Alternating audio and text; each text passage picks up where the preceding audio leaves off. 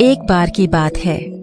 एक दूर दराज की जगह पर एक अनोखा गांव था।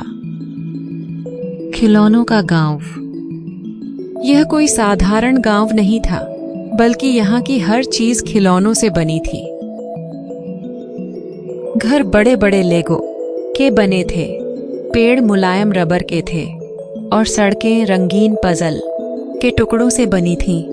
गांव में रहने वाले लोग भी आम इंसान नहीं थे, बल्कि सभी छोटे बड़े खिलौने थे। टेडी बियर, रोबोट, गुड़िया, कारें, सॉफ्ट टॉय और सोल्जर खिलौने। यहाँ हर चीज में जादू था और हर रात खिलौने जीवंत हो जाते थे, खेलते थे और पूरे गांव में हंसी खुशी का माहौल बना रहता था। गांव के बीचों बीच एक जादुई झरना था, जिसका पानी चमकता था और अगर कोई खिलौना उसमें नहाता तो वह और ज्यादा सुंदर और नया लगने लगता। लेकिन एक रहस्य भी था। अगर कोई इंसान इस गांव में आ जाता तो वह भी खिलौना बन जाता। शहर से बहुत दूर एक 9 साल का लड़का समीर था, जिसे खिलौनों से बहुत प्यार था।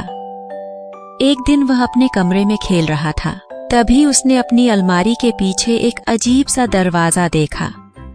उसने उसे खोला और अचानक एक रंगीन रोशनी चमकी। जैसे ही समीर दरवाजे के उस पार गया, वह एक बड़े और जादुई खिलौनों के गांव में पहुंच गया। पहुंचते ही समीर ने देखा कि चारों तरफ खिलौने ही खिलौने थे, चलते फिरते, बातें करते, हंसते और खेलते हुए। वहां के राजा खिलौना टेडी ने समीर का स्वागत किया और कहा, तुम हमारे गांव में पहले इंसान हो, पर जल्दी वापस जा, नहीं तो तुम भी खिलौना बन जाओगे। तभी अचानक गांव में अंधेरा छा गया।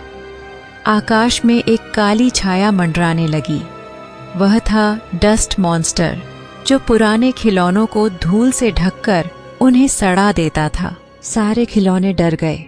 राजा टेडी ने समीर से कहा, अगर यह मॉन्स्टर हमारे गांव पर धूल गिरा देगा तो हम सब कठोर और बेकार हो जाएंगे। समीर बहुत समझदार था। उसने जल्दी से अपने स्कूल बैग से एक जादुई सफाई करने वाला स्प्रे निकाला, जो उसकी मम्मी ने उसे दिया था। जैसे ही मॉन्स्टर ने धूल उड़ानी चाही, समीर ने उस पर स्प्रे छिड़क दिया। जैसे ही स्प्रे मॉन्स्टर पर पड़ा, वह धूल के गुबार में बदलकर उड़ गया और खिलौनों का गांव फिर से सुरक्षित हो गया। राजा टेडी और सारे खिलौने समीर के बहुत आभारी थे।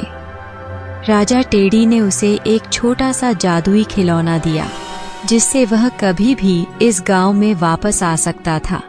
जैसे ही समीर ने जादुई खिलौने को छुआ, वह वापस अपने कमरे में आ गया। पर अब भी जब वह अपने खिलौनों से खेलता था, उसे लगता कि वे उसे देखकर मुस्कुरा रहे हैं। शायद वह अब भी खिलौनों के गांव से जुड़ा हुआ था।